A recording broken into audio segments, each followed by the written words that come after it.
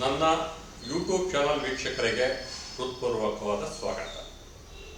ನಾನು ಈ ಎಪಿಸೋಡ್ನಲ್ಲಿ ತುಮಕೂರು ನಿಮ್ಸ್ ಬಗ್ಗೆ ಮಾತಾಡ್ತೀನಿ. ನಾನು ತುಮಕೂರು ನಿಮ್ಸ್ ಅಂದರೆ Tumakuru national investment manufacturing zone.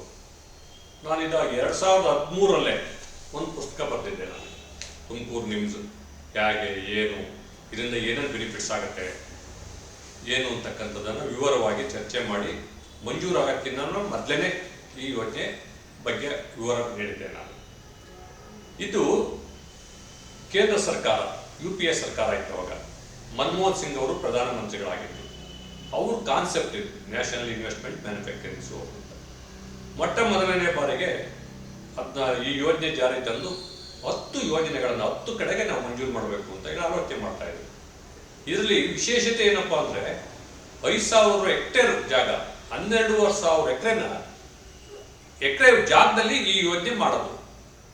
ಒಂದೇ ಕಡೆಗೆ ಇರಬೇಕಾ ಅಥವಾ ಬೇರೆ ಬೇರೆ ಕಡೆಗೆ ಇರಬೇಕಾ ಅಂದರೆ 50 ಕಿಲೋಮೀಟರ್ ರೇಡಿಯಸ್ ಅಲ್ಲಿ ಮಾಡ್ಬೋದು ಅಂತಕ್ಕಂಥದ್ದು ಮೊದಲನೇ ಆಲೋಚನೆ ಇತ್ತು. ನಾನು ಡೆಲ್ಲಿಗೆ ಹೋದಾಗ ವಿಜ್ಞಾನ ಭವನದಲ್ಲಿ ಇದ್ರ ಬಗ್ಗೆ ಚರ್ಚೆ ನಡೀತಾ ಇತ್ತು. ನಾನು ಸಾಮಾನ್ಯಕ್ಕೆ ಹೋದ್ರಲ್ಲಿ ಹೋಗಿ ಕುಂತ್ಬಿಡ್ತೀನಿ. ನಾನು ಅಲ್ಲಿ ಮೀಟಿಂಗ್ ನಡೀತಾ ಇರ್ಬೇಕಾದ್ರೆ ವಿಜ್ಞಾನ ಭವನದಲ್ಲಿ ಯಾರೋ ಒಬ್ರು ಸ್ನೇಹಿತರು ಇರ್ತಾರೆ, ಕರ್ಕೊಂಡು ಹೋಗ್ತಾರೆ. ಅವತ್ತಲ್ಲಿ ಡ್ರಾಫ್ಟ್ ಆಗ್ತಾ ಇತ್ತು. ಏನು, ಇನ್ನು ಡ್ರಾಫ್ಟಿಂಗ್ ಸ್ಟೇಜಲ್ಲಿ ಇತ್ತು ಅವತ್ತು.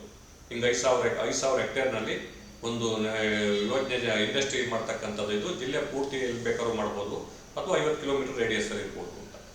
ಸರಿ, ಒಳ್ಳೇದಾಯ್ತು, ಇದು ಏನಾರ ಮಾಡಿ ನಮ್ಮ ಜಿಲ್ಲೆ ತರಬೇಕು ಅಂತಕ್ಕಂಥದ್ದು ಒಂದು ಆಲೋಚನೆ ನನಗೆ ಅವತ್ತು ಅಲ್ಲೇ ಮೂಡ್ತು. ನಾನು ತುಮಕೂರಿಗೆ ಬಂದು ನಮ್ಮ ಜಿಲ್ಲಾ ಉಸ್ತುವಾರಿ ಸಚಿವರು ಅವಾಗ ಸುರೇಶ್ ಕುಮಾರ್ ಅವರಾಗಿದ್ರು, ಸುರೇಶ್ ಕುಮಾರ್ ಅವ್ರಿಗೊಂದು ಪತ್ರ ಬರೆದೆ. ನಾನು ಹಿಂಗೆ ನ್ಯಾಷನಲ್ ಇನ್ವೆಸ್ಟ್ಮೆಂಟ್ ಮ್ಯಾನುಫ್ಯಾಕ್ಚರಿಂಗ್ ಝೋನ್ ಆಗುತ್ತೆ, ತುಮಕೂರು ಕೇಂದ್ರ ಸರ್ಕಾರ ಯೋಚನೆ ಮಾಡ್ತಾ ಇದೆ, ನಾವು 12,500 ಎಕರೆ ಜಮೀನು ಬೇಕಾಗತ್ತೆ, ಅದಕ್ಕೆ ನಮ್ಮ ಜಿಲ್ಲೆ ಜಮೀನುಗಳು ಇದೆ, ನಾವು ಮಂಜೂರು ಮಾಡಿಸ್ಕೊಡ್ಬೋದು, ಇದನ್ನ ನೀವು KDBನವ್ರಿಗೆ ಬರೀತೀವಿ ಅಂತ. ಬಹುಶಃ ಅವ್ರು ನಕ್ರವ್ರು, ರಮೇಶ್, ನಾವಿಲ್ಲಿ BJP ಸರ್ಕಾರ ಐತೆ, ಅಲ್ಲಿ ಕೇಂದ್ರ ಸರ್ಕಾರ ಕಾಂಗ್ರೆಸ್ ಐತೆ, ನಾವು ಹೇಳಿ ಬರೆದ್ರು ಮಂಜೂರು ಮಾಡ್ತಾರ ಅವರು ಅಂತ. ಅಯ್ಯೋ, ಬರೆಯನೇ ಸರ್ ಅಂತ ಹೇಳಿ ಅವ್ರು PS ಮಂಜುನಾಥ್ ಅಂತವ್ರು ಆಗಿದ್ರು.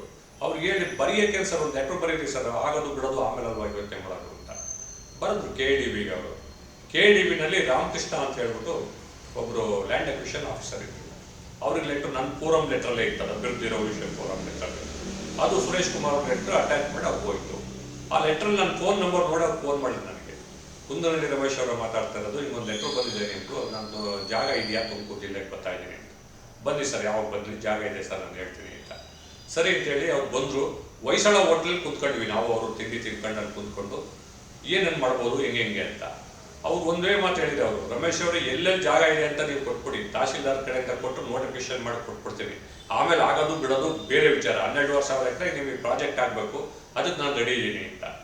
ಹೊಯ್ಸಳ ಹೋಟ್ಲಲ್ಲೇ ಕುಂತ್ಕೊಂಡು ನಾನು ಪಟ ಅಂತ ಹೇಳ್ಬಿಟ್ಟು ಎಲ್ಲ 12,500 ಎಕರೆ ಎಲ್ಲೆಲ್ಲಿದೆ, ನಮ್ಮ ಜಿಲ್ಲೆ ಒಳಗೆ ಯಾವ ಮೂಲೆಗಿದೆ, ಎಲ್ಲೆಲ್ಲಿ ಆಗಬೇಕು ಅಂತ ಎಲ್ಲ ಡಾಟಾ ಇಟ್ಕೊಂಡು ಅವ್ರಿಗೆ ಅಲ್ಲೇ ಕುತ್ಕೊಂಡು ನಾನು ಬರ್ಕೊಟ್ಬಿಟ್ಟೆ.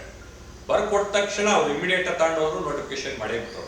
12,500 ಎಕರೆ ಜಾಗನ ತುಮಕೂರು ಜಿಲ್ಲೆಯಲ್ಲಿ, ಅದು ಹೊಸ ನರಸಾಪುರದಲ್ಲೂ ಆಯಿತು, ತಿಟ್ಟೂರು ತಾಲೂಕಲ್ಲೂ ಆಯಿತು, ಶಿರಾ ತಾಲೂಕಲ್ಲೂ ಆಯಿತು, ಗುಬ್ಬಿ ತಾಲೂಕು ಈಗ HL ಬಂದಿರೋದು ಅದು ಆಯಿತು. ಈಗ ಎಲ್ಲ ಕಡೆಗೂ ಚಿಕ್ಕನಾಯಕಹಳ್ಳಿ ತಾಲೂಕಲ್ಲಿ ಅಲ್ಲೂ ಸ್ಟೀಲ್ ಪಾರ್ಕ್ ಮಾಡೋಣ ಅಂತ ಅಲ್ಲೊಂದಷ್ಟು ಜಾಗ ಇತ್ತು, ಶಿರಾ ತಾಲೂಕು ಎಲ್ಲ ಎಲ್ಲೆಲ್ಲಿ ಜಾಗ ಇದೆಯೋ ಅದನ್ನು ನನಗೆ ಚರ್ಚೆ ಆಗಿರ್ತಕ್ಕಂಥ ಜಾಗ ಎಲ್ಲದನ್ನು ಕೊಟ್ಟು ನಾನು ಅದನ್ನು ನೋಟಿಫಿಕೇಶನ್ ಮಾಡಿಸ್ಬಿಟ್ವಿ. ನೋಟಿಫಿಕೇಶನ್ ಆಗ್ತಿದ್ದಂಗೆ ತುಮಕೂರು ಜಿಲ್ಲೆಯಲ್ಲಿ ಚಳವಳಿ ಕೂತ್ಕೊಂಡು, ತುಮಕೂರು ಜಿಲ್ಲೆಯಲ್ಲಿ 5,000 ಹೆಕ್ಟೇರ್ಗೆ ಇಂಡಸ್ಟ್ರಿ ಬರುತ್ತಂತೆ, ಇದು ಆಗಬಾರ್ದು. ಅವ್ರು ಯಾರೋ ಅಶೋಕ್ ಅಂತ ಹೇಳ್ಬಿಟ್ಟು ಫಿಲಮ್ ಆಕ್ಟ್ರು ಒಬ್ರು ಇದ್ರು, ಅವ್ರು ಬಂದು ಅಲ್ಲಿ ಕೂತ್ಕೊಂಡ್ಬಿಟ್ರು.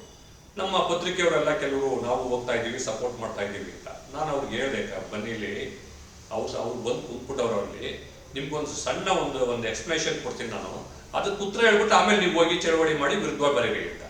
ನಮ್ಮ ತುಮಕೂರು ಜಿಲ್ಲೆಯಲ್ಲಿ 10,64,775 ಎಕರೆ ಜಮೀನಿದೆ. ಎಲ್ಲ ಥರದ ಜಮೀನಿದೆ, ಫಾರೆಸ್ಟ್ ಇರ್ಬೋದು ಅಥವಾ ಗುಡ್ಡ ಇರ್ಬೋದು, ಬೆಟ್ಟ ಇರ್ಬೋದು, ನಮ್ಮ ಅಗ್ರಿಕಲ್ಚರ್ ಲ್ಯಾಂಡ್ ಯೂಸ್ ಮಾಡ್ಬೋದು, ಇಂಡಸ್ಟ್ರಿಯಲ್ ಜಾಗ ಇರ್ಬೋದು, ಎಲ್ಲ ಸೇರಿಸಿ 10,65,000 ಹೆಕ್ಟೇರ್ ಅಂತ ಇಟ್ಕೊಳ್ಳೋಣ. ಇದರಲ್ಲಿ ಇದುವರೆಗೂ ಈಗ ನಾವು 12,500 ಎಕರೆ 5,000 ಹೆಕ್ಟೇರ್ ತಗೊಂಡ್ರೆ 0.469%, ಅಂದ್ರೆ 0.5% ಕಡಿಮೆ. 12,500 ಎಕರೆ ಒಂದು ಇಂಡಸ್ಟ್ರಿಯಲ್ ಏರಿಯಾ ಅಂದರೆ ನಮ್ಮ ಜಿಲ್ಲೆ ಜನಕ್ಕೆ ಎಷ್ಟು ಉದ್ಯೋಗ ಸಿಗುತ್ತೆ, ಡೈರೆಕ್ಟಾಗಿ ಎಷ್ಟು ಸಿಗುತ್ತೆ, ಇಂಡೈರೆಕ್ಟಾಗಿ ಎಷ್ಟು ಉದ್ಯೋಗ ಸಿಗುತ್ತೆ, ಏನೇನು ಪೂರ್ತಿ ತಗೊಂಡು ಹೋಗ್ಬಿಟ್ಟವ್ರ. ಎಲ್ಲಿದೆ? ಆಮೇಲೆ ಈಗ ಅವತ್ತಿನ ಮಟ್ಟಿಗೆ ಇಂಡಸ್ಟ್ರಿಯಲ್ ಏರಿಯಾ ಇದ್ದಿದ್ದು 1,000 ಎಕರೆ ಇತ್ತು ನಮ್ಮ ಜಿಲ್ಲೆ ಒಳಗೆ. ಆ ಇಂಡಸ್ಟ್ರಿಯಲ್ ಏರಿಯಾಗಳು ಟೇಬಲ್ ಇಟ್ಟೆ, ನೋಡಪ್ಪ ಇಂಥ ಕಡೆಗೆ ಇಷ್ಟ ಐತೆ, ಇಷ್ಟಿಷ್ಟ ಐತೆ. ಈ ಜಾಗ ಇದ್ದಾಗ ಇಷ್ಟು ಮಾಡಿದಾಗ ಎಷ್ಟು ಜನ ನಿರುದ್ಯೋಗಿಗಳಿದ್ದಾರೆ? ನಮ್ಮ ಜಿಲ್ಲೆ ಜನಸಂಖ್ಯೆ ಎಷ್ಟು? ಅವತ್ತು 25 ಲಕ್ಷ ಜನಸಂಖ್ಯೆ ಇದೆ. 25 ಲಕ್ಷ ಜನಸಂಖ್ಯೆಗೆ ಒಂದು ಇಂಡಸ್ಟ್ರಿಯಲ್ ಏರಿಯಾ ಮಾಡ್ತೀವಿ, ನೀವು ವಿರೋಧ ಮಾಡ್ತಿರಲ್ಲ, ತಪ್ಪಲ್ವಾ ಅದು? ಆಮೇಲೆ ಆ ಜಾಗ ಹೋಗಿ ನೋಡಿ ನೀವು, ಸನ್ನಸಪುತ್ತ ಎಲ್ಲ ಅಲ್ಲೇ ಒಂದು ಫಸ್ಟ್ ಫೇಸ್ ಇಂಡಸ್ಟ್ರಿಯಲ್ ಏರಿಯಾ ನಮ್ಮ ಇವರಿದ್ದಾಗಲೇ, ಉಮಾಶಂಕರ್ ಇದ್ದಾಗಲೇ ಅದನ್ನು ಘೋಷಣೆ ಮಾಡಿಬಿಟ್ಟಿದ್ರಲ್ಲ, ಆಗ್ಲೇ ಸ್ಟಾರ್ಟ್ ಮಾಡಬೇಕು ಅಂತ. ಮಾಡಿದಾಗ ಏನು ನಿಮಗೆ ತೊಂದರೆ ಆಗೋದು? ಅವಾಗ ಅವ್ರು ಕನ್ವಿನ್ಸ್ ಆದರು, ಹೋರಾಟಗಾರರು ನಿಜವಾಗ್ಲೂ, ಇವರು ರೈತರು ಕನ್ವಿನ್ಸ್ ಆದರು, ಪತ್ರಿಕೆಯರು ಕನ್ವಿನ್ಸ್ ಆದರು, ಸರಿ ಅಂತ ಹೇಳ್ಬಿಟ್ಟು.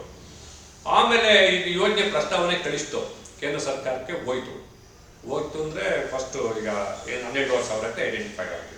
ಬಸವರಾಜ್ ಅವರು 2009ರಲ್ಲಿ ಮತ್ತೆ ಚುನಾವಣೆಯಲ್ಲಿ ಗೆದ್ದರು, ಲೋಕಸಭಾ ಸದಸ್ಯ ಆದರು. ನಮ್ಮ ಅದೃಷ್ಟಕ್ಕೆ, ನಮ್ಮ ಜಿಲ್ಲೆ ಅದೃಷ್ಟಕ್ಕೆ ಅವರು ಕಾಮರ್ಸ್ ಕಮಿಟಿ ಮೆಂಬರ್ ಅದರಲ್ಲಿ. ಕಾಮರ್ಸ್ ಕಮಿಟಿ ಮೆಂಬರ್ಗೆ ಇದು ಬರುತ್ತೆ. ಮತ್ತೆ ನಾವು ಡೆಲ್ಲಿಗೆ ಹೋದ್ವಿ, ಲಾಬಿ ಮಾಡಿದ್ವಿ, ಅದಕ್ಕೆಲ್ಲ ಸಾಕಷ್ಟು ಲಾಬಿ ಆಯಿತು. ಎಲ್ಲಿದೆ ನೀರು ಬೇಕು ಅಂತ.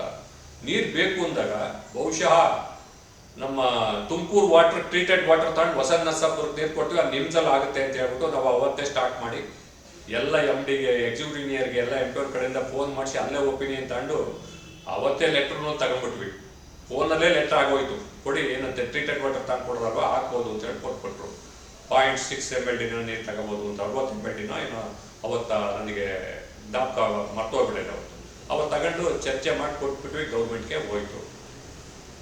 ಕೇಂದ್ರ ಸರ್ಕಾರದಲ್ಲಿ ಅಪ್ರೂವ್ ಆಗೇ ಬಿಡ್ತು. ಬಸವರಾಜ್ ಅವರು ಹಿಂದೆ ಬಿದ್ದರು, ಅದಕ್ಕೆ ಲಾಬಿ ಮಾಡಿದ್ರು, ಸಾಕಷ್ಟು ಜನ IAS ಆಫೀಸರ್ಗಳು ಇಟ್ಕೊಂಡ್ರು. ನಮ್ಮ ಅವ್ರಿಗೆ ಆತ್ಮೀಯರಾಗಿರ್ತಕ್ಕಂಥವ್ರು IAS ಆಫೀಸರ್ಸು ಅಲ್ಲಿತ್ತು. ಮಂಜೂರಾಯಿತು. ಮಂಜೂರಾದ ತಕ್ಷಣ ಒಂದು ವಾರದಲ್ಲಿ MP ಅವರು ಡೆಲ್ಲಿಯಿಂದ ತುಮಕೂರಿಗೆ ಬಂದರು, ಬೆಂಗಳೂರಿಗೆ ಹೋದ್ವಿ. ನಮ್ಮ ಮುಖ್ಯ ಕಾರ್ಯದರ್ಶಿಗಳಾಗಿರ್ತಕ್ಕಂಥ SV ರಂಗನಾಥ್ ಮುಖ್ಯ ಕಾರ್ಯದರ್ಶಿಗಳಾಗಿದ್ದರು. ಬಸವರಾಜ್ ಅವರು ಒಳಗಡೆ, ನಾನು ಅವರು ಒಳಗಡೆ ಹೋದ್ವಿ ಚೀಫ್ ಸೆಕ್ರೆಟರಿ ಆಫೀಸ್ಗೆ. ಅವರು ಬಾಚಿ ತಕ್ಕೊಂಬಿಟ್ರು MP ಅವ್ರನ್ನ. ಬಸವರಾಜ್ ಅವರೇ ಎಂಥ ಹೆಸರು ಮಾಡ್ಬಿಟ್ರಿ ನಮಗೆ. ದಕ್ಷಿಣ ಇಂಡಿಯಾದಲ್ಲಿ ಒಂದೇ ಒಂದು ಪ್ರಾಜೆಕ್ಟ್ ಕೊಟ್ಟಿದ್ದು, ದಕ್ಷಿಣ ಇಂಡಿಯಾದಲ್ಲಿ ಜ್ಞಾಪಕ ಇರಲಿ, ಇನ್ನು ಯಾರೂ ಅದು ಪ್ರಯತ್ನ ಬಿದ್ದಿಲ್ಲ. For your information, Mallikarjuna Kharge ಅವರು ಮಿನಿಸ್ಟ್ರು, ಮುನಿಯಪ್ಪ ಅವರು ಮಿನಿಸ್ಟ್ರು, ಅವ್ರಿಗೆ ಗೊತ್ತಿಲ್ಲ.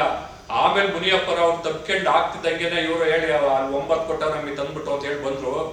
ಮುನಿಯಪ್ಪನವರು ಬಸವರಾಜ್ ಅವ್ರಿಗೆ ಫೋನ್ ಮಾಡಿ ಅಲ್ಲಿ ಡೆಲ್ಲಿನಲ್ಲಿ ಹೋಗಿ, ಏನು ಸರ್ ನಿಮಗೆ ನನಗೆ ಗೊತ್ತಿಲ್ಲದಂಗೆ ಮಂಜೂರು ಮಾಡಿಸ್ಬಿಟ್ರಲ್ಲ ಕಾಂಗ್ರೆಸ್ ಗೌರ್ಮೆಂಟಲ್ಲಿ, ನಮ್ಗೆ ಹೇಳಿ ಇದು ಹೆಂಗೆ ಮಾಡೋದು ಅಂತ. ಮುನಿಯಪ್ಪ ಅವ್ರು ಮನೇಲಿ ಇದ್ರು, ಬಸವರಾಜ್ ಅವರು ಅಲ್ಲಿಂದಲೇ ಫೋನ್ ಮಾಡಿ ನನಗೆ ಕೊಟ್ಟರು. ಬಸವರಾಜ್ ಅವ್ರು ಫೋನ್ ಕೊಟ್ಟರು, ಮುನಿಯಪ್ಪ ಅವ್ರಿಗೆ ಮಾತಾಡಿ, ನೋಡಪ್ಪ ಅವ್ನು ಕೇಳಿ ಅವ್ನು ಏನನ್ನು ಮಾಡಿಸಿದ್ದ ಅಂತ ಅವ್ನಿಗೆ ಗೊತ್ತು, ನನಗೆ ಗೊತ್ತಿಲ್ಲಪ್ಪ, ನಾನು ಮಾಡಿರೋದು, ನಾನು ಅದು ಹಿಂಗೆ ಬಿದ್ದು ಅವ್ನು ಹೇಳ್ದಂಗೆ ಮಾಡಿದ್ದೀವಿ ಅಂತೇಳಿ ಬಸವರಾಜ್ ಅವರು ಅಲ್ಲೇ ಹೇಳಿ ಫೋನ್ ಕೊಟ್ಟರು ನನಗೆ. ಮುನಿಯಪ್ಪನವ್ರು ಹೇಳಿರು, ಯಾಕಪ್ಪ ಏನು ಮಾಡಿರಿ? ನಾನು ಹೇಳಿದೆ, ಹಿಂಗೆ 5,000 ಹೆಕ್ಟೇರ್ ಬೇಕು, ನಿಮ್ಮಲ್ಲಿ ಇದೆಯಲ್ಲ, ಇದು ಚಿನ್ನದ್ದು ಗಣಿ ಇದೆಯಲ್ಲಿ, ಗಣಿ ಹಾಳಾಗೋಯ್ತೆ, ಆ ಜಾಗ ಮಾಡಿಸ್ಕೊಳ್ತಾರ ಅಂತ. ಆಮೇಲೆ ಖರ್ಗೆ ಅವರು ಅದು ಮಾಡಿಸ್ಬೇಕು ಅಂತ ಇದು ಮಾಡಿದ್ರು. ಆಮೇಲೆ ಧಾರವಾಡಕ್ಕೂ ಮಾಡಿಸ್ಬೇಕು ಅಂತ ಹೇಳಿದ್ರು. ಅವೆಲ್ಲ ಇನ್ ಪ್ರಿನ್ಸಿಪಲ್ ಅಪ್ರೂವಲ್ ಆಯಿತು. ಮತ್ತೆ ಅವರೆಲ್ಲ ಮುಂದೆ ಹೋಗಲಿಲ್ಲ, ನಾವು ಮುಂದುವರೆದ್ವಿ. ಇನ್ನು ಇಲ್ಲಿಂದ ಮುಂದಿನ ಎಪಿಸೋಡ್ನಲ್ಲಿ ಮುಂದೆ ಏನೇನಾಯಿತು, ಈಗ ಏನು ಆಗಬೇಕು, ಏನಾಗಿದೆ. ಈಗ ಮಾನ್ಯ ಕುಮಾರಸ್ವಾಮಿ ಅವರು ಕೇಂದ್ರದಲ್ಲಿ ಮಂತ್ರಿ ಆಗಿದ್ದಾರೆ. ಈಗ ಕೇಂದ್ರ ಸರ್ಕಾರದ ಯೋಜನೆ ಆಗಿರೋದ್ರಿಂದ ಮುಂದೆ ಏನೇನು ಮಾಡಬೇಕು ಕುಮಾರಸ್ವಾಮಿ ಅವರು ಅಂತಕ್ಕಂಥದ್ದನ್ನು ನಾನು 2ನೇ ಎಪಿಸೋಡ್ನಲ್ಲಿ ಹೇಳ್ತೀನಿ. ಈ ಎಪಿಸೋಡ್ನ ನನ್ನ ವೀಕ್ಷಕರಿಗೆ ಧನ್ಯವಾದಗಳು. ಸಬ್ಸ್ಕ್ರೈಬ್ ಮಾಡಿ, ಬೆಲ್ ಬಟನ್ ಒತ್ತುವ ಮೂಲಕ ಶೇರ್ ಮಾಡಿ, ಹೆಚ್ಚೆಚ್ಚಿಗೆ ಒಂದು ಪ್ರಚಾರ ಮಾಡೋದಕ್ಕೆ ಒಂದು ಪ್ರೋತ್ಸಾಹ ಕೊಡಿ ಅಂತೇಳಿ ಮತ್ತೊಮ್ಮೆ ತಮಗೆ ಧನ್ಯವಾದಗಳನ್ನು ಅರ್ಪಿಸ್ತೇನೆ. ಜೈ ಹಿಂದ್, ಜೈ ಶಕ್ತಿ.